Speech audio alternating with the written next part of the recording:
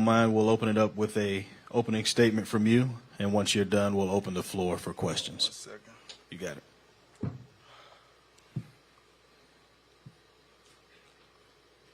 just wrote a note to myself the other day that I got to remember.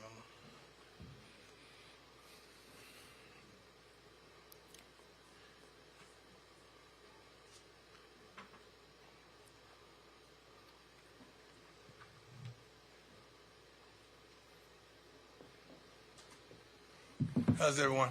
Good, Coach. First of all, I'm thankful. Elated. I'm happy. Unbelievably blessed week.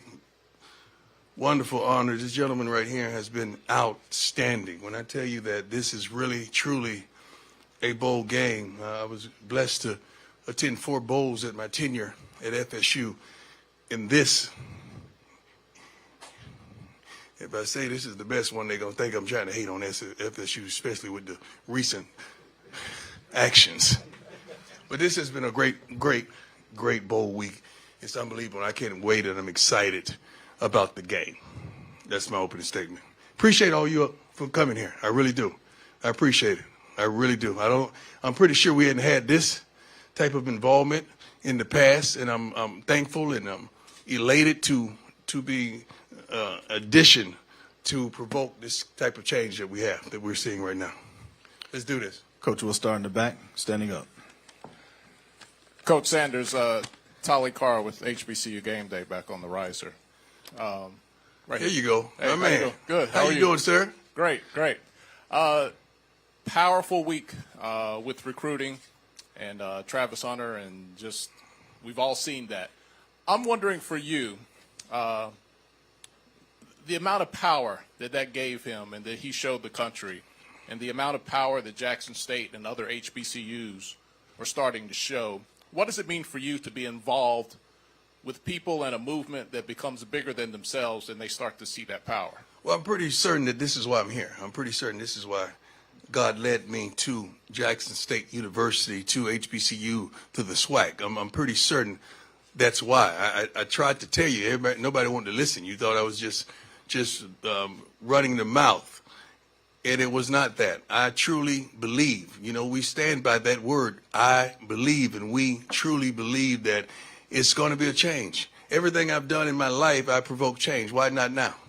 You think I was just going to be a head coach and there's no change and we continue to do the same foolishness that we've done? We're not going to do that anymore. It's a systemic cancer that we got to get rid of. We got to stop. We got to stop. We got to change every darn thing that we can possibly do. This is a new kid. This is a new generation. This is a new thing. And we got to be open to change. And that's all we've done at Jackson State with the help of our beloved AD, Ashley Robinson. We provoke change in every aspect of the word. Macy O'Hurt, Next Level Sports and Entertainment. First and foremost, welcome back home, Coach Sanders. Amen. Thank you for that. My question, from the spring up into this process, getting your team here to the Celebration Bowl, talk about the things that you guys had to do to make that change that you're talking about. We had to get rid of a lot of players. We had to get rid of a lot of people that wasn't like-minded. We had to get rid of a lot of people that wasn't ready, that didn't believe, that didn't have the ability. They weren't smart, tough, fast, nor disciplined, or neither did they have character. So we had to clean house. And once we cleaned house and got the certain young men inside the house, we start to develop. We start to enhance and enlighten and inform. And here we go. But we really had to clean house. I'm thankful for the spring. You have no idea how blessed we are that we had the spring football season. That changed the game for us at Jackson State. Into the back, Coach, sitting down. Yes, good afternoon, Coach. This is Dwayne Nash from the Yard HBCU Sports and Hero Sports. I actually have a philosophy question. I know you probably won't give me but so much detail, being that you have a game tomorrow, but this is more so leading back to the SWAC championship game. I noticed that you guys ran the ball a little bit more than you normally do. Mm-hmm. Was that necessarily a philosophy change going into the game? Well, or was that a thing that you noticed Prairie View's defense and you guys made adjustments for that? Well, the game plan dictated that, and their tendencies dictated that.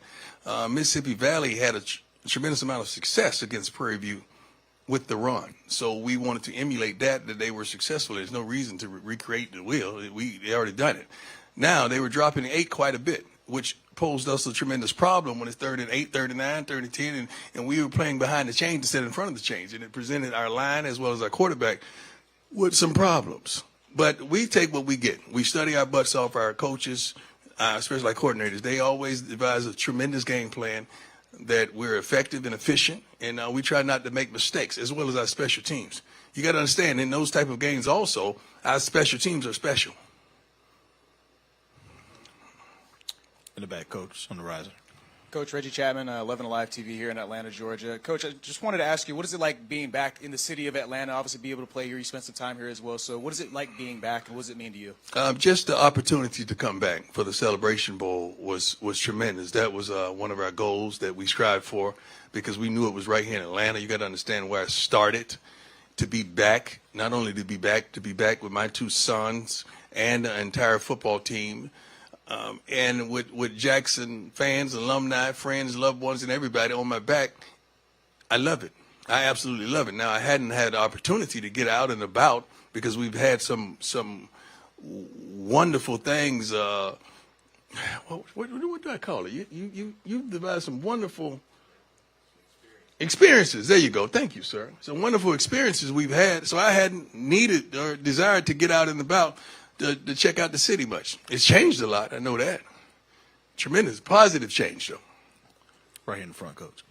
Coach Prime, James Hill with BNC Sports. Can you talk about the renewed interest and spotlight on HBCU football? It's been here since the 1890s. You're back. A lot of guys are coming back home, so to speak, and a lot of guys never left. Just talk about this for even an 8-year-old child who was looking. I like that. You're going to take me to one of the points I wanted to make today. Over the last 20 years, over 26 players from the SWAC have been drafted into the NFL. Of those 26, only 4 have been first, second round. But you got to understand, that's why the eyeballs are gone. They're not here because of the talent level and the lack thereof of scouting and recruiting and understand what the SWAC possesses. Now check this out. Between 1960 and 99, however, 196 players were drafted, with 55 of them going in the first or second rounds. That's what we're trying to do. What happened? Is the problem with us, or is it with the scouts, or with the league? I was just told by a person, good ranking in the NFL, that we only had 6 draftable players this year, and that's absurd. That's idiotic. I played 14, let me say it like I said. I played 14 years in the NFL, and I worked another 14 to 15 years in NFL Network. So close to the owners, executives, and the television aspect of it. And I know talent when I see talent. Every weekend that I'm coaching on that sideline, not only the dogs that I have, I'm watching kids on opposing teams that can flat out play. And you're going to tell me with my eyes, my sight, my vision, with my accolades that there's only 6 players in the SWAC that are draftable? You got to be crazy. And if that happens, we need to show up and show out. That's absurd. In the back, Coach. Good afternoon, Coach Prime. Naaman Richardson, No Limits, No Boundaries, LLC. Speak more on, you spoke about the experience and the cancer that's previously been in the HBCU network. Can you speak on... I didn't say cancer. The cancer involving your program. I heard you mention cancer earlier. I said cancer? Yes, sir. Yeah. Say that again? The cancer in college football. Oh, okay. Yes. Make sure you separate that. I got you, I got you, Coach. Yeah. But thank you. But you're speaking about experiences with your players here. But what does that mean for your program and specifically HBCU athletes off the football field and moving forward outside of college? Well, they've had persons come in to speak about financial literacy and so forth, and they've done a wonderful job with just enlightening and educating our players. Really, they're doing what we do as well. So that's wonderful when you got a second voice to add in on that dream and that promise. I'm not crazy. I'm not thinking 95 or even 50% of these guys are going to go into the NFL. I know better than that, but we can't be professionals. And that's what this experience is about being a professional. We've done some tremendous things this week. We've done some tremendous things before we got here, and I want us to continue to do some tremendous things thereafter. But this is truly a goal, especially once we've come, that we want to come back. And the only way you can do that is win and to be dominant. And we plan on doing that. Thank you, sir. Second row, coach, the back. My man. Good to see you again, Coach. Inside the I think it's on. It's on. Yep, thank you. This is Kenyatta Cavill inside the HBCU Sports Lab, Dr. Cavills. Wanted to ask you in terms of the balance between the bowl experience and a championship game, playing at the highest level.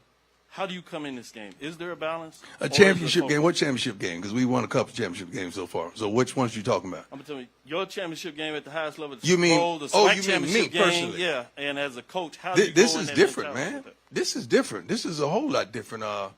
It was definitely rewarding. You talking about the Super Bowl, dog? That's come on now. That was truly tremendously rewarding because that's something you dream of. I didn't dream of going to the Pro Bowls. I didn't dream of those type things. I wanted to play in the Super Bowl. That's unbelievable. But to flip it and to be coaching in a game of this magnitude, that's a whole nother deal. The thing that bothers me is I can't play. That, when the kickoff is about to approach and I'm getting that energy leading up to the game and I'm ready and I take the walk with my son like we always walk and talk and get our minds together, I'm ready to play. And I can't. Therefore, I'm living vicariously through these wonderful young men that we have in Jackson State University. But as a coach, outweighs all of that. To the back, coach, far left. Blake Levine, WJTV out of Jackson. You talked a lot about, what you've built, when it comes to football culture in the SWAC, HBCU football. But there was a report that came out that you brought $30 million to the city of Jackson. And a lot of people that come up to me in Jackson talk about what you've done for the city outside of just football. Can you talk a little bit about that? I think we brought more than 30. I'm just wondering where is our cut. I just want to funnel something to the program of Jackson State University football program, okay? I read that. That was a blessing. That's tremendous what we're able to do, the attractability that we have, in just the environment that we've created in Jackson. We want the environment to be much safer. We're working on that, and police staff and force and the deputies and sheriffs, everybody, we're working on that, and we're attaining that. It's wonderful, man. I truly am thankful for that staggering number. But I would like for some of that to come to the program and help us secure some of these top flight kids in the housing,